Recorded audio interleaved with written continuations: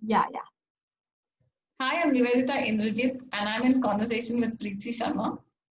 And I know you for a person who's done psychology. I know you for a person who's done some work with special needs and certifications. You're a BAS facilitator. So, can you tell me more about how you were as a child and what brought you into psychology? Because I know that you've gone directly and you're very clear about going into psychology. Mhm. So, how did that happen for a kid? Okay. So thank you, Nivedita, for this space and for this interview.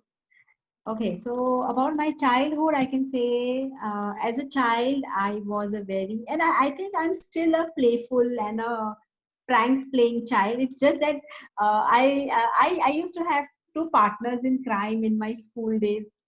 Like, we three used to, and we were called in school days, we were called there was this movie Three Day. So we used to call ourselves as the Three Devis. Okay. Yeah. So I was very playful, play a lot of pranks and stuff like that. And I had lovely friends in school. So it really made my school life really fun. And we still are friends after, like, it's been like so many years. At one point, we even calculated how many years we have been together. So that was some 20 years. Oh, So wow. yeah, yeah, so it's still like, that was like couple of years ago we calculated, so I don't know now how many years we have been together. Yeah, so we are friends and our husbands are friends and our children are friends, so it's extended, so Yeah. that's really good. And yeah, I so think as as a I child, you had friends with your elder brother's friends and your younger brother's friends also, right? yes, as I said, Bada I play sabka. love to play. Pardon me, come again, what? I said that you had friends not only with your age group, but your elder brothers and your younger brothers. Matlab, Yeah. you made do with everybody's friends.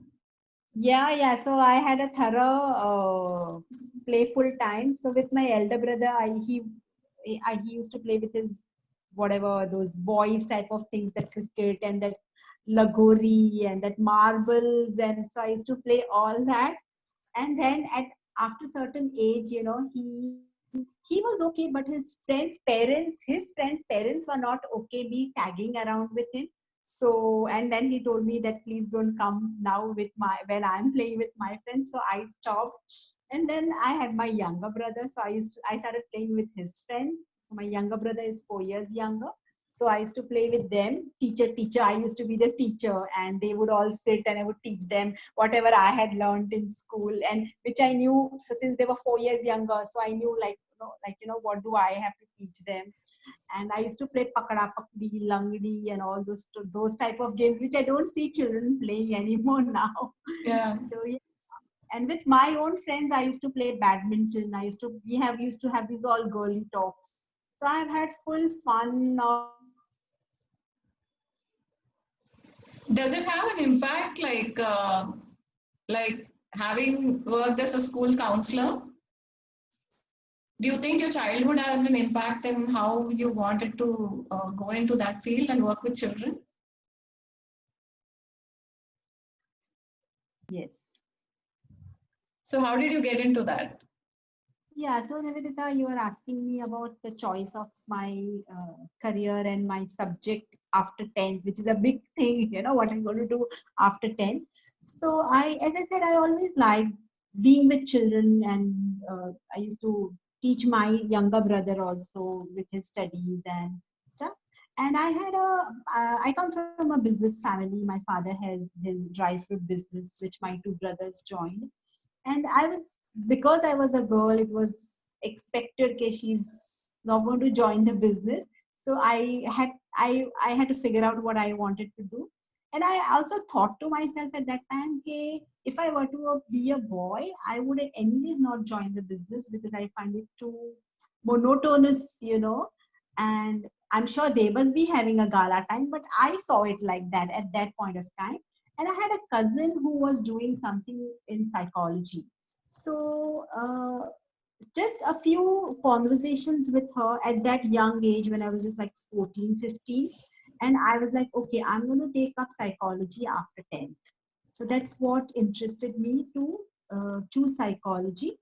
And as I studied further, like, completed my 11th and 12th, which they call it SYJC and FYJC and stuff, it was more like sure for me that I want to do major in psychology.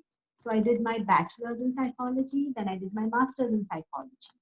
So that's what, like, You also and work with the schools as a school counselor, right? yes, I worked. So how is it actually working with the children over there? What do you observe? Like, what are the common situations that happen in a school? Where what are the issues that are general that come up?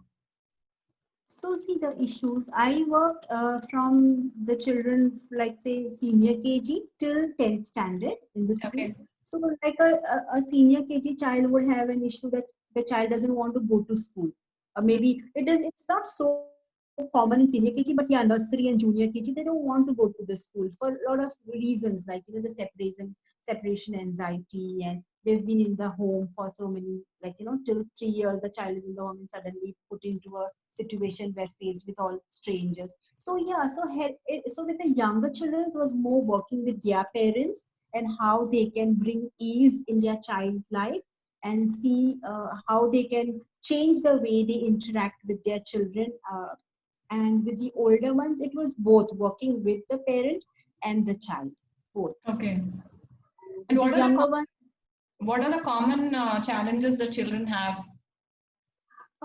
see the children, they come up with study difficulty, cannot concentrate. That was the most common thing I had come across when children had study issues, especially in the teenage puberty. So they Mm. find it difficult to concentrate, they find it difficult to pay attention, and then there are relationship issues between the same gender and then sometimes with the opposite gender. So these were the common, so they get a platform to express their feelings, what is happening with them, which give them a sense of ease. So these were the several. Some would have difficulties with understanding, attention, concentration. So these are the different kinds, and the underlying areas can be something else. Apparently, it comes across as difficulty with concentrating, but there could be several other factors that may be contributing to it. So I have a question now. Like, do you also have? Yeah. Okay, yeah. So I was talking about my stint with psychology, or my choice of career with psychology. And I completed my master's, worked in school. I worked for 7 years, 7 years. Then my son was born. And then I had decided that when I'm going to have my child, I'm going to take a break. So before that, I did whatever I wanted to, studied, worked, and then there was a break for. I didn't knew how long I'm going to go on a break, and I had thought I will go till at least he goes into full time school. That is like first grade one. At the same time, after he was like two, once he was like 2 or 3, I felt I have to move around. I have to move out. So after he was one, I felt I have to move out. So I picked up something which is a part-time thing, and I would really love. It was once a week or twice. I had the choice as much as I wanted to go. So I used to choose to go once a week, the whole day, and I used to have a ball of a time, and my husband would take care of him. So what I want to share is that when we have our when I don't want to give any message to anybody. It's my life, and that's what made me comfortable. So I'm not promoting to be a stay at home mom or to be a working mom. I'm just sharing my story. I felt more comfortable to be a stay at home mom when my child was born. And at the same time, after a year I found it too much, because till he was 1 year I was at my parents' house surrounded by a lot of people, so it was fun. But then when I moved to my own house, I found it challenging to, you know uh, uh, do the upbringing part. For two reasons: I had lost my mom. So when I conceived, I was my mom passed away in 2006 June, and after a few months I conceived, and my son was born in 2007. So it was challenging for me, and I went through that uh, phase of depression and stuff, postpartum depression as it is called. And yeah, so I did take up a part-time something where I had the flexibility to go when I want. And then after he was 3 years, I wanted to do something more. So I did a course in learning disabilities. It was a diploma course. So it was a year, 1 year course. At the same time, it was a part-time course. It was in the Okay. afternoon or twice a week or 4 times a week. And, yeah. So then I whatever courses I did, it was more how I can teach him with ease. So I did these few workshops in Jolly Phonics and how to teach, because math was a difficult subject for me. I really did not like math so much, especially the higher grade math. Yeah. So in school, my favorite subjects were English, history, geography, and biology. So yeah, so I didn't wanted my fear of math to rub off on him. So I equip myself with ways of teaching, and I'm really happy the choices that I made. And I, after my mother passed away, I really felt uh, that I, like, God and universe has my back, and things that the kind of people I met, the kind of choices I made were really all empowering me in my journey as a parent, as a person, as a, yeah. So I've evolved Thank you for as a the person. vulnerability. Thank you for sharing. Yeah. Yeah. And this is June. We are talking. Yeah. Yeah. How does it get any better? How does it get any better than this? Yeah. So, do you also work with other children? I mean, other people's kids, or it's At just for present, your? yeah, I used to, after, as I said, I was working as a counselor for 7 years in schools and colleges. And after the birth of my son, I had taken a break, which went on extending. I was also enjoying, honestly, the comfort of being in the house, because, like, in the past, for the 7 years, I was just like juggling around, doing household work, going to school, going for work, doing my further studies. And I was enjoying that being at home, and also I wanted to enjoy my child growing up. So it was a nice, but it became too pushy, and I never went back to work. Oh, it's never Also, pushy playing with your kid. Given a choice, it's never. I mean, you 24 hours is not enough, I think. Yeah, you need your own time and your own space to do whatever you really love to do. Uh, yes, what do you love yeah. to do? Like I like, today or in the next 1 week, like what do you plan to do with yourself? see, I like outdoors, in terms of, I like outdoor activities like cycling, swimming. So now after the lockdown is lifted, I've just pumped my cycle, and I'm planning to go for cycling very soon. And I like to go for walks. I like to watch movies. I like to listen to music. At the same time, off recently, the watching movies has come down quite a bit, because I've been really busy with my Access, the new uh, thing which I've taken up as that this is going to be my next profession, which Okay. I really enjoy. I love. So I'm watching a lot of YouTube videos, and I'm attending Zoom calls. So a lot of my time goes in that now. You, Has what there been goes with? any movies that has impacted you and said, "Oh wow," I mean, and inspired? There has been many. I have to just think of inspiration movies. May uh, I like this movie Three Idiots. I like that movie Three Idiots.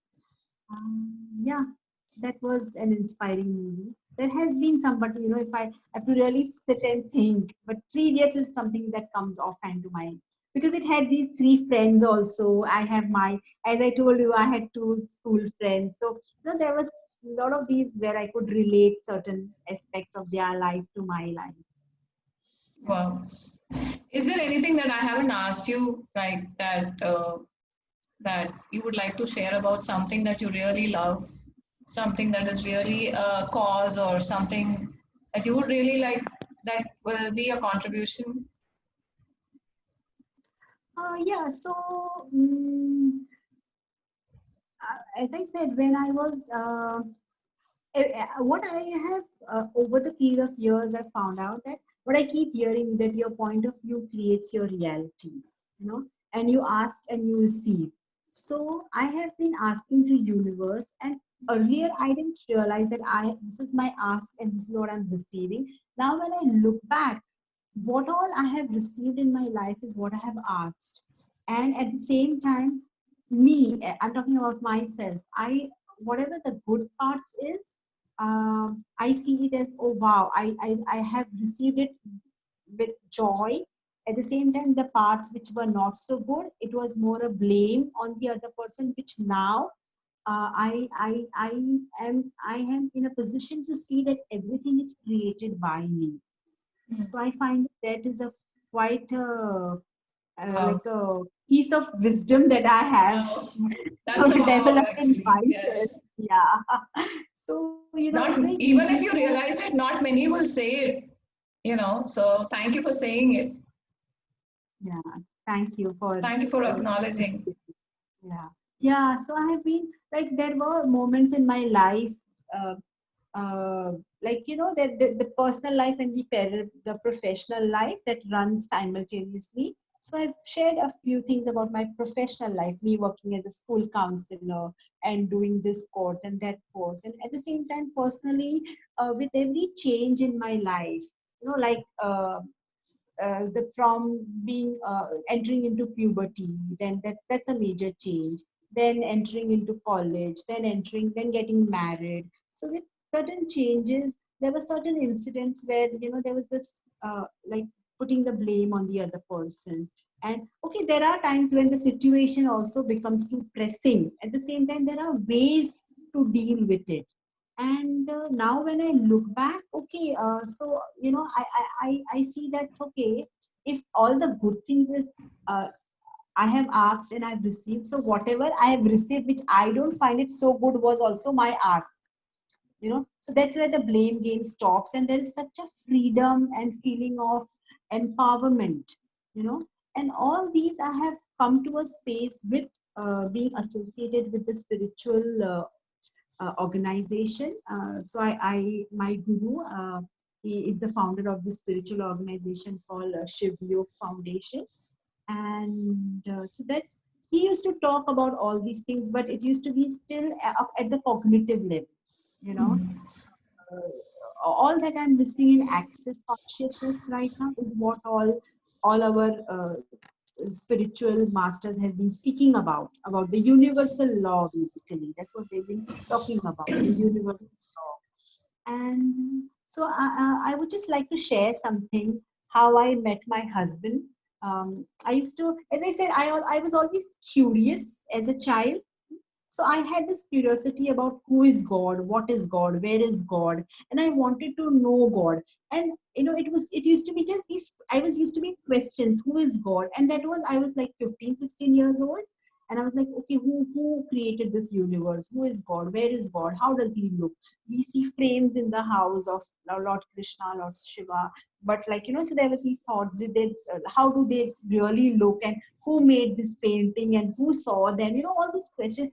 And those questions took me, uh, and again, I was too young. I will not, I wouldn't say, I wouldn't give significance to the age. Yes, I was in college, 18, 19 years old, and I happened to attend a discourse by Swami Dayanand Saraswati, where he was, that I saw it in midday. Uh, do you want to know about God or something like that? And I happened to, notice that ad, and I went for that workshop. It was a talk, not a workshop. It was a talk in one of these big halls. I don't remember the name of the hall.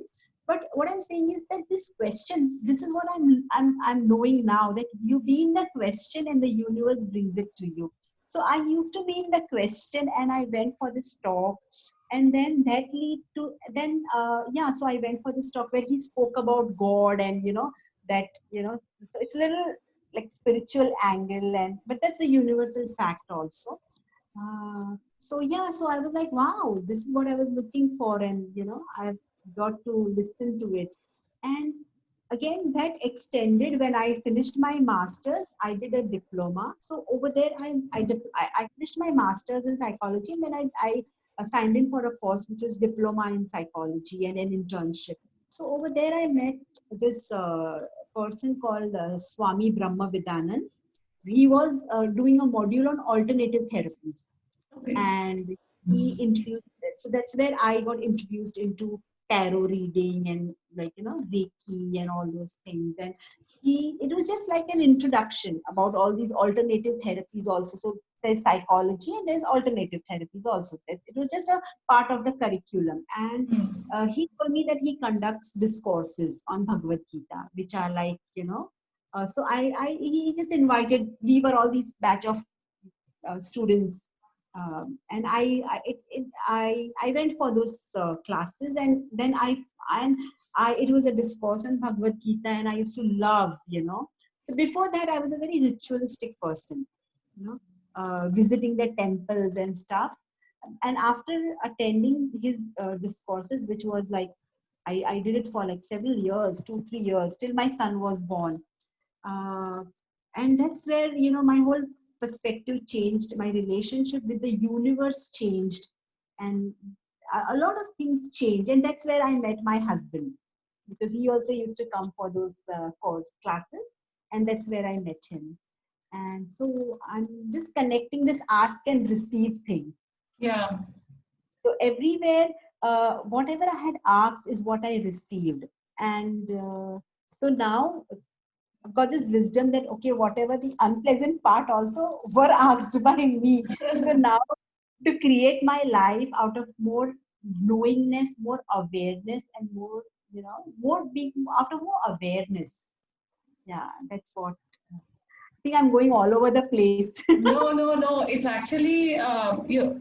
I like the way you are asking the question and then going into the space of the way it is in your mind. There are different aspects. You're jumping the timelines, yes, according to this uh, Yeah, I know. I'm place. just jumping. But you're jumping the timelines, but actually there is a thought process behind those jumping, that if one can actually hear that. Okay. It is not that you're saying, okay, my son is born and then how I met my. It's not about that. It's the flow of that information, that what is more key there. The more key Hmm. there is about asking and receiving, and the Hmm. fact that you're acknowledging so many ask and receiving. I am Yeah. receiving that from this Yeah. conversation. Yeah. Yes, so coming back to my guru, how I met him. So as I said, I was going for these discourses, and the this person where I used to go, Swami Brahma Vidanan, his name is Ram Mohan ji, an aeronautical engineer or a Okay. marine engineer. And then they do this. They go through their under their masters, and they go to the ashram, and their guru gives them the name Swami Brahma Vidanan is the uh, you know uh, name given by his guru to him. Okay. So after my son was, and it used to be in South Bombay, and after my son was born, I used to take him along with me to from New Bombay to South Bombay, which was a big journey. It used to be a once a week, and then he was not quite comfortable, so I stopped. And then I asked, okay, what can I which master can I connect with, where I can sit in the home and listen, and I get the guidance. As I shared, my mother had passed away, so I wanted that, you know some guidance I was looking for. And I used to watch this Asta channel and stuff. So that's where I used to watch all these different found spiritual organization people would talk different channels. And there's this one person that I connected. His name is Dr. Avdut Shivanand, who is the founder of Shiv Yoga Foundation, and that's where I connected with him. So it was on television. I was watching every night sincerely. 11 o'clock I would sit and watch. That time I was not so well versed that YouTube's didn't had all those videos, and also I used to wait eagerly. And then I came to know he's coming to Bombay for some discourse or some meditation program. And I signed in for that. And then since then, 2010 has been my journey with him, and with him as in me attending whatever discourses or programs he conducts or meditations that he conducts. And I see so much of an so much what access consciousness is talking about. There's so much of similarity in that. There are differences, there are similarities also. Yeah, So I think it's the language is just a way of expression, I think, and the essence or the meaning of stuff is almost going to be similar, because if there is a universal a way of being, then everybody is going to find out how to be from their point of view. yeah. So, yeah, thank you so much for sharing your space and your life. Welcome, Nivedita. Thank you. Yeah. So bye. Thank Bye. you. Bye.